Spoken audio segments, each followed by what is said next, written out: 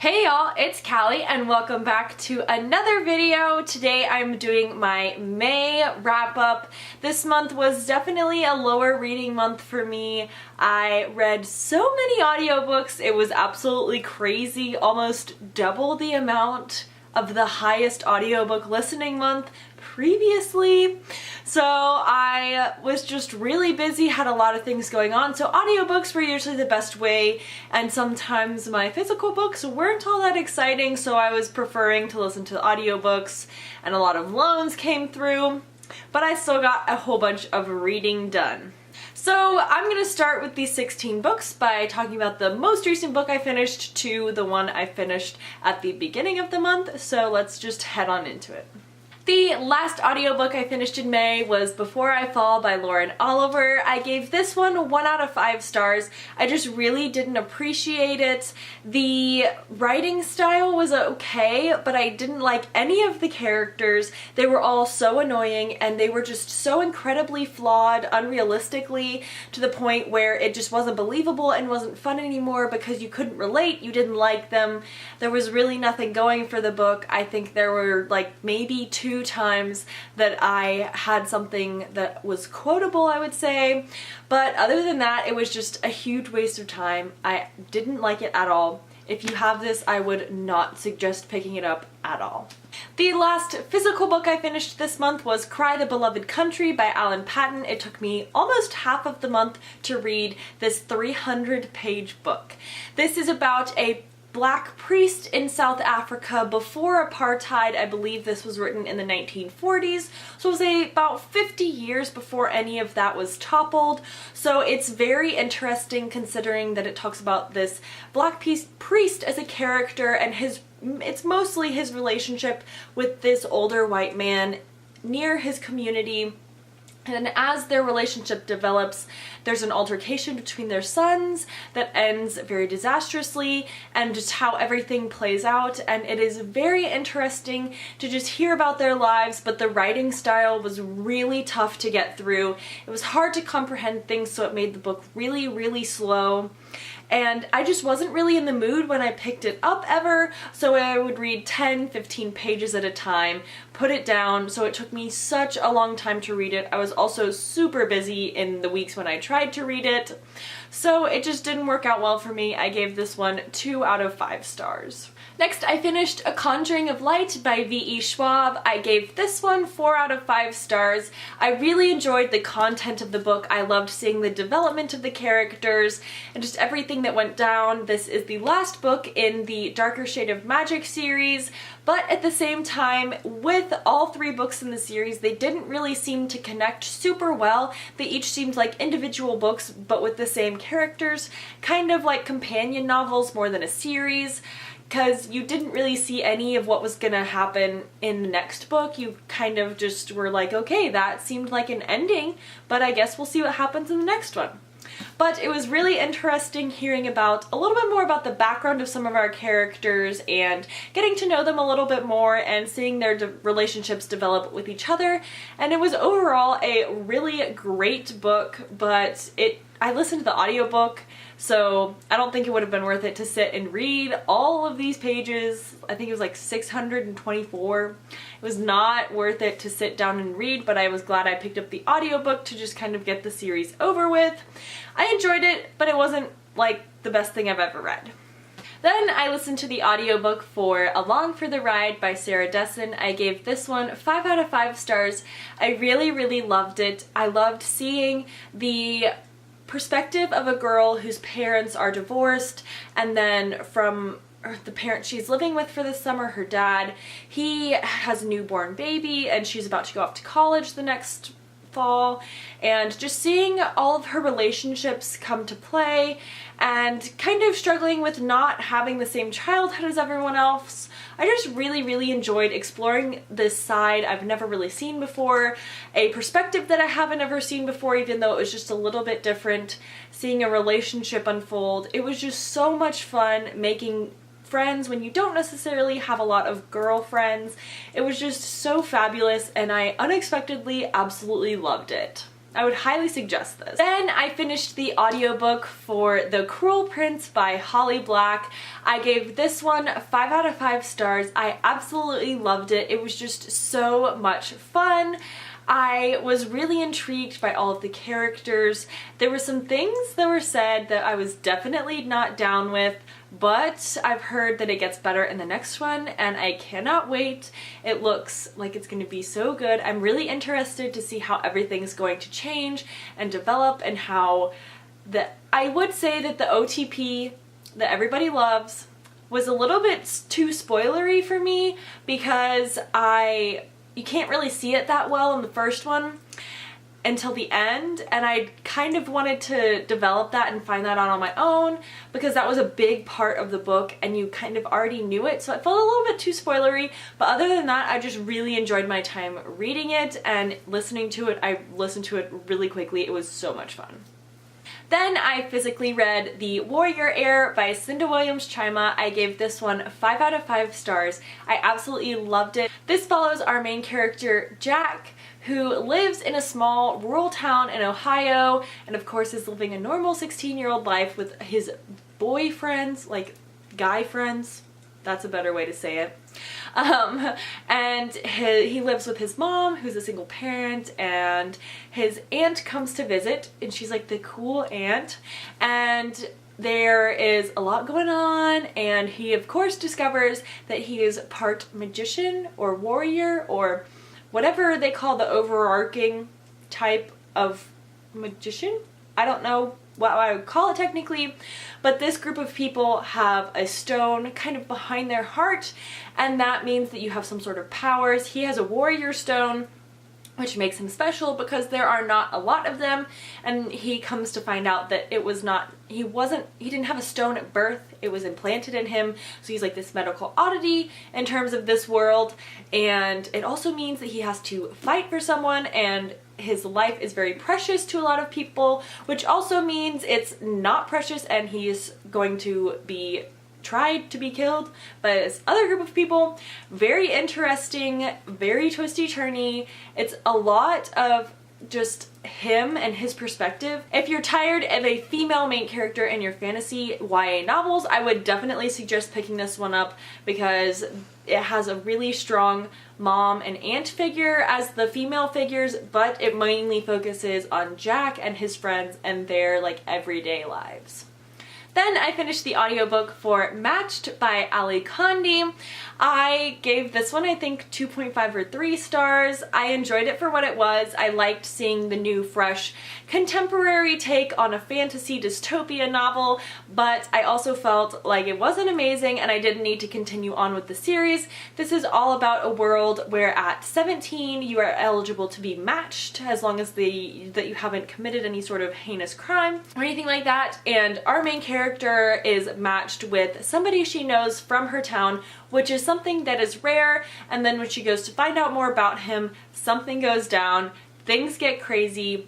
This one doesn't really go into a lot of trying to take down the government yet, but I think that's where it's going to progress to. I felt like I didn't need to continue on. I enjoyed it, but it wrapped up enough of the storyline that I felt like I was satisfied with the ending, and I haven't heard amazing things about the series, so I didn't really feel like I wanted to spend all of the time and effort trying to find and read those other books just to be let down. Then I finished the audiobook for Legendary by Stephanie Garber, the second book in the Caraval series. It's pretty much a continuation of the characters after Caraval and their journey to the next location and the next game, and how all of that goes, how they get involved, what goes down. You do discover the identity of Legendary, so if that's something that you really want to know, I would definitely pick that one up. It's super crazy, you don't know what's going on, and you find out more and more as you go, and I cannot wait to get my hands on a copy of Finale to find out what happens next. Then I physically read Endless Summer by Jennifer Eccles. I read this 600-page book in 2 days. It is, I believe, a bind-up of both The Boys Next Door and Endless Summer. It was such a fun, quick book. It's not anything amazing by any means, but I just loved it. I was really looking for a light, fluffy contemporary to read, and this for sure was it. I absolutely loved the characters. There were times when they were just so annoying, but it was just so classically teenagers, fluffy. I just loved it all. There was some definitely like cringy parts where I was just like, oh, really? We're gonna go here? But overall, it was just so much fun. I couldn't put it down, obviously. Then I listened to the audiobook for A Gathering of Shadows by V.E. Schwab, which is the second book in the Darker Shade of Magic series.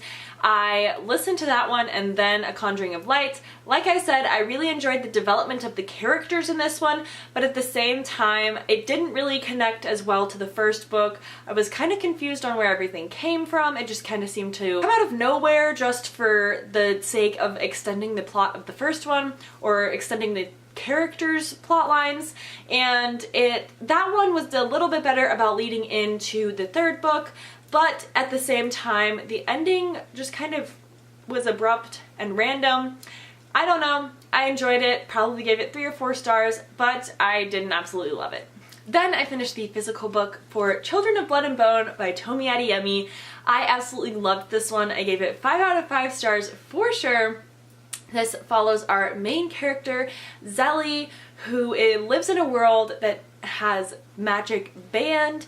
The king of the land tries to kill off a lot of magi, and magi are identified by their white hair, which plays a big role, and her mom was killed when she was young because she was a magi, and this just kind of follows her adventure running into royalty, going on an adventure with said royalty, and just the conflict of a lot of these characters. We also follow the perspective of the 2 royal children, the prince and princess, and it's really interesting seeing how all of the storylines converge and how the relationships develop between these people and just the struggles that each individual has, especially when it comes to these relationships with each other because of what they have heard from the past from their parents, what they know now, and what they start to know as the storyline develops. I am so excited for Children of Vengeance and Virtue, and yeah, I'm super excited. This one was so fantastic. I sped through it quite quickly because sometimes fantasy books can take a little bit longer for me to read, but I read this one in quite a few days, as in a very few amount of days compared to a large fantasy would usually take for me. Then I read The Handmaid's Tale, half on ebook, half physical book. I enjoyed this one, kind of. I think I gave it 2.5 or 3 stars. I kind of enjoyed it, but kind of didn't. It was really tough for me to get into the beginning. I was having trouble grasping what the world was like and what was going on.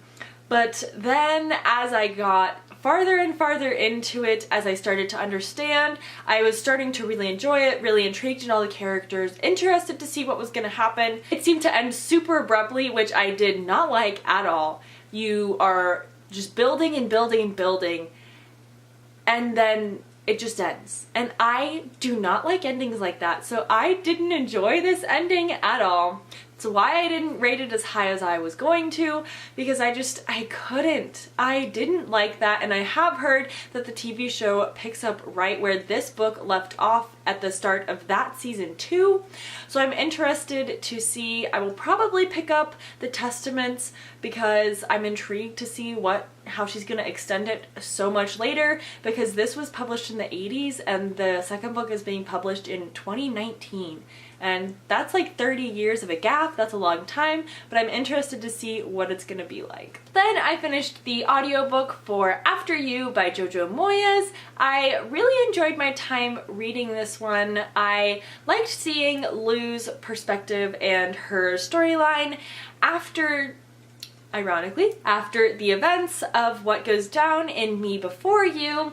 And it was just really intriguing seeing how she was dealing and grieving and how she was just continuing to live her life. And it's hard to get into the description of this one without giving too many spoilers, but I really enjoyed it. I was it was just a light, fluffy, fun read, and I am intrigued enough to continue on, which I wasn't sure if I was going to be, but I think I gave this one just a solid 3 stars. It was just a fun, easy read to listen to. The next audiobook I finished was Landline by Rainbow Rowell. I absolutely unexpectedly loved this one. I gave it 5 out of 5 stars. It was just so incredibly fantastic. I wasn't expecting to like it as much because it is very adult in terms of the main character is in her 30s. She is considering divorce. She's been married. She has kids, and I've never really read any perspectives like that, and so I was intrigued to see how I was going to feel, and I ended up absolutely loving it. It was so much fun. This follows our main character, Georgie, I believe, who is just kind of in a rough patch with her husband, and she really doesn't want to get a divorce, but she thinks it's going to come to that. And so she, while her husband and kids are out of town for Christmas, she goes and spends the Christmas with her parents while she's working, and she comes across the landline she used in high school and college to call her husband when he was her boyfriend, and they were home for the summers and winters and such when they were in college.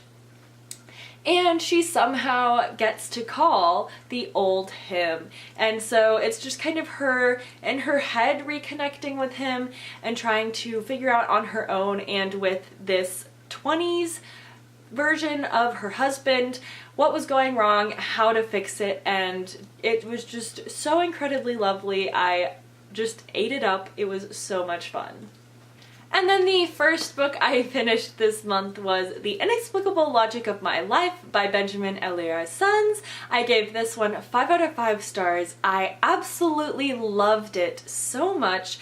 It follows our main character and his 2 best friends for the most part from the perspective of our main character, and he has a single dad because his dad is gay and adopted him.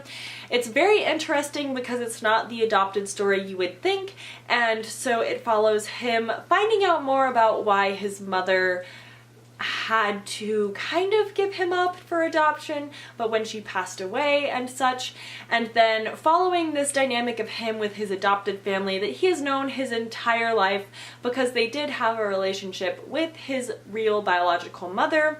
And it is just so much fun. It's so interesting just seeing the everyday life of this kid and the struggles. His dad starts dating again, or he finds out that his dad has been dating, and it is just so fantastic. I absolutely loved it. It was such a just fun, lighthearted, not lighthearted.